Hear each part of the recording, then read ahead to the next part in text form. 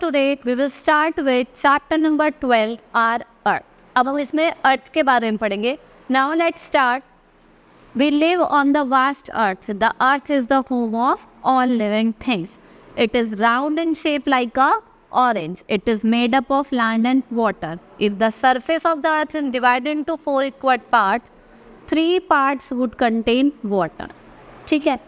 हम कहाँ रहते हैं? अर्थ पे रहते हैं. जो हमारी अर्थ है वो राउंड एंड शेप है और वो 4 पार्ट में डिवाइडेड है. ठीक है. और जो 3 पार्ट है वो किससे घिरे हुए हैं? पानी से घिरे हुए हैं. The remaining part would be land. The earth is surrounded by air. The earth looks blue from the moon as it has more water. ठीक है. जो रिमेनिंग पार्ट होता है 3 पार्ट के अलावा जो एक पार्ट बचता है वो क्या होता है? लैंड होता है.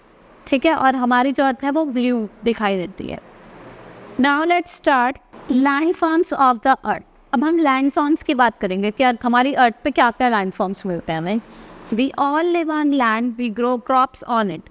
Thousands of villages and cities are situated on the land.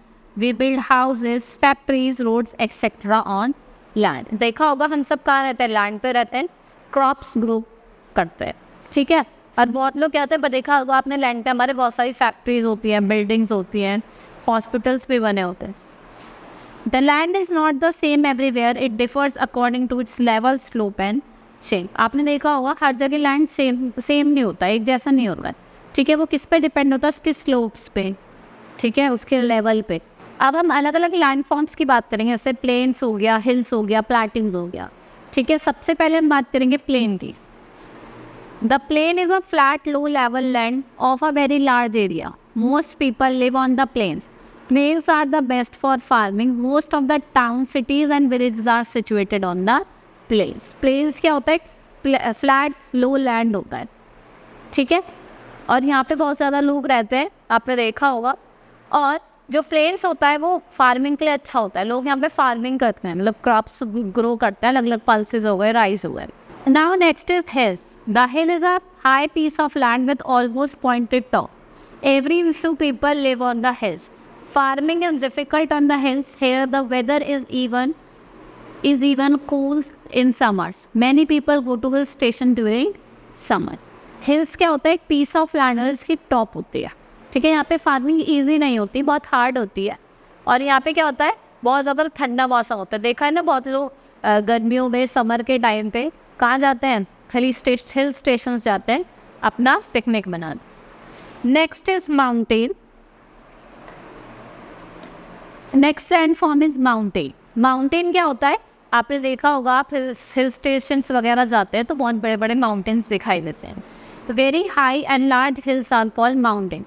They are mostly covered with the snow. When snow wents into water, the water flows down to form a river. ये बहुत ही बड़ी बड़ी और high heels होती है. ठीक है. उन्हें हम क्या कहते हैं? माउंटेन्स कहते हैं. वो स्नो से कवर्ड होती है और जब स्नो क्या करती है? पिघलती है तो वो एक क्या करते हैं? पानी के फॉर्म में कहाँ क्या फॉर्म करते हैं? रिवर फॉर्म करते हैं. Next is plateau. A large area of high and Fairlie flat land is called plateau. Plateau कैसा होता है? ऐसा और थोड़ा फ्लैट होता है. ठीक है. होता तो ऐसे लेकिन क्या होता है? थोड़ा फ्लैट होता है ऊपर से. Some plateaus are often surrounded by mountains. आपने देखा होगा बहुत सारे प्लेट्यूज के आसपास क्या होते हैं? माउंटेन्स होते हैं ऐसे. ठीक है. Next is valley. अब हम वैली की बात करेंगे. Valley is a low land between 2 hills और माउंटेन्स. आपने देखा होगा जब आप हिल स्टेशन वगैरह जाते हैं तो बड़े बड़े माउंटेन्स होते हैं, उसके बीच में से पानी बह रहा होता है. वो क्या होती है? वैलीज होती हैं. Often valleys have rivers flowing through them. Many towns are situated on the valleys. It is generally rainfall lot in the valleys. ठीक है. आपने देखा होगा बहुत सारे टाउन्स भी वैलीज के आसपास होते हैं. ठीक है. और जब बारिश होती है, जहाँ पे वैलीज होते हैं वहाँ बहुत ज़्यादा बारिश होती है और जब बारिश होती है तो बहुत ज़्यादा भर जाती है. ठीक है.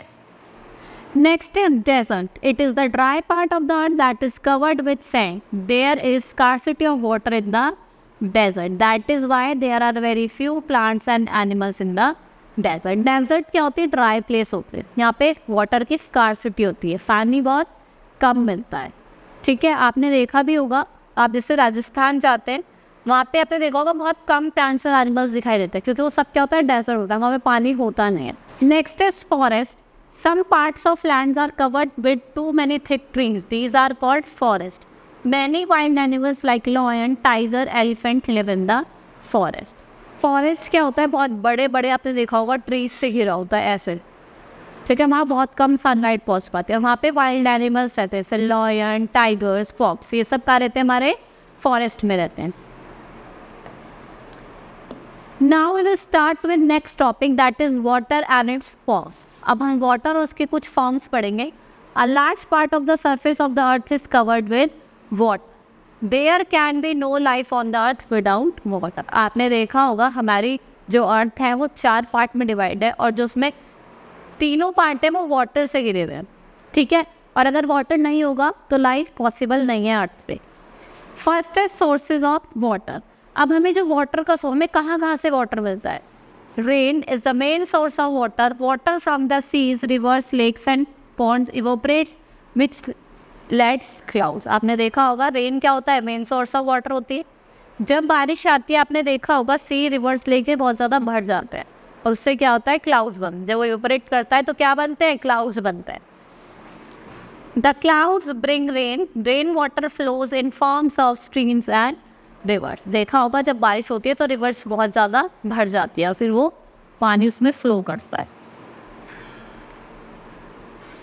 It also collects in ponds and lakes. Some rain water seeps into the ground. The water in the wells and spring is the underground water, ठीक है।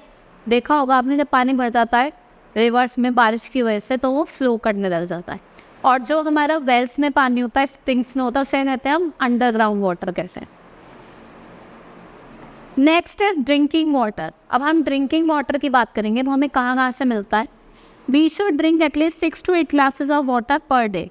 It is very necessary for necessary for our digestive system. हमें 6 to 8 glasses of पानी रोज पीना चाहिए, वो हमारे digestive system के लिए क्या होता है? अच्छा होता है।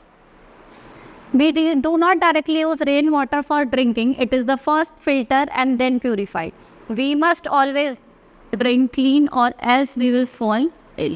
ठीक है, हमें फिल्टर का पानी पीना चाहिए, और अगर हम डर्टी वाटर पिएंगे तो हम बीमार हो जाएंगे। The water is then collected in an overhead tank. It is supplied to our houses through a pipeline. We get this water through taps. Some houses have hand pumps to get underground water. आपने देखा होगा overhead tanks होता है, उसमें पानी भर जाता है, फिर वो टैप के थ्रू हमारे घरों में आता है, ठीक है। बहुत घरों में क्या होता है? हैंड पम्प्स होते हैं। People in villages draw water from wells. Some area do not have enough water. People have to bring water from long distance. देखा होगा आपने विलेजेस वगैरह में लोग कुएं से पानी निकालते हैं, सम वेल्स कहते हैं, और अगर जहाँ पे पानी नहीं होता लोग बहुत दूर दूर से पानी लेके आते हैं। We should use only clean water. Clean and pure water is not found everywhere. We can make the water clean in many ways. We can boil it. We can also use a filter. We should store water in clean pots only. देखो हमें क्या करना चाहिए? हमें clean पानी पीना चाहिए, ठीक है। उसे हम अलग अलग तरीके से क्लीन कर सकते हैं, या तो आप वाटर को बॉईल करिए, या फिर प्यूरीफायर्स होते हैं उनका यूज़ करके वाटर को फिल्टर कर सकते हैं। और आपको जहाँ पे आप पानी स्टोर करते हो वो पॉट जो होना चाहिए वो क्लीन होना चाहिए। When water is boiled or filtered, the germs in the water die and water becomes fit for drinking. देखा है ना, आप बॉईल करते हैं पानी को तो जो जर्म्स होते हैं वो मर जाते हैं, फिर वो क्या हो जाता है? पानी फिट है, आप उसे पी सकते हैं, मतलब वो साफ़ हो गया है। We must not waste water. It is our natural wealth. We find many water bodies on the earth. हमें पानी को वेस्ट नहीं करना चाहिए, ठीक है। Next is sea. All the big rivers flows into the sea. The sea are big and deep. Sea water is salty. We cannot drink it. Very big seas are ocean. ठीक है, देखा होगा बड़ी बड़ी जो रिवर होती है वो सी में जाती है, और जो सी का पानी होता है वो सॉल्टी होता है, वो पीने के लिए अच्छा नहीं होता, ठीक है। तो जो बड़ी बड़ी सीज होती हैं उसको हम क्या कहते हैं? ओशंस कहते हैं। Now next river, canal and stream. अब रिवर, कैनाल और स्ट्रीम के बारे में पढ़ेंगे हम। Many rivers flows down from the snowy mountains. A river is a channel through which a huge amount of water blows continuously. ठीक है, river आपने देखा होगा पहाड़ों से भी निकलते हुए देखिए, जैसे आपको इस पिक्चर में शो हो रही है, इसमें क्या होता है? बहुत ज़्यादा पानी फ्लो करता है। Canals are constructed from the rivers to supply water from river to distance area. फिर कैनाल्स हमने देखा होगा बनाए जाते हैं, ये वाटर को क्या करता है, सप्लाई करता है, ठीक है। Now rivers and canals are very useful for agriculture. A stream is a small river. देखो जो रिवर्स और कैनाल्स होते हैं वो किसके लिए यूजफुल होता है, अगर हमें एग्रीकल्चर वगैरह करनी है, ठीक है। Now next is lake. A lake is a large body of water surrounded by land. A pond is much smaller than lake. Lake क्या होती है, एक लार्ज वाटर बॉडी होती है जो किससे सराउंडेड होती है, वाटर्स, ठीक है। Next is waterfall. A waterfall is a stream of water pouring from a high place like a mountain और हिल। आपने देखा है जैसे माउंटेन से निकलता है पानी गिरता है, उसे क्या कहते हैं हम, वाटरफॉल कहते हैं। Now we will study water cycle. अब हम वाटर साइकिल के बारे में पढ़ेंगे। The water from these water bodies rises up in the form of water vapours, ठीक है। आपने देखा होगा पानी वेपर्स के फॉर्म में ऊपर राइज करता है, ठीक है, और फिर वो ऊपर चला जाता है और क्या फॉर्म करता है, क्लाउड्स फॉर्म करता है। ये जैसे फॉर्म कर रहा है, क्या फॉर्म कर रहा है, क्लाउड्स।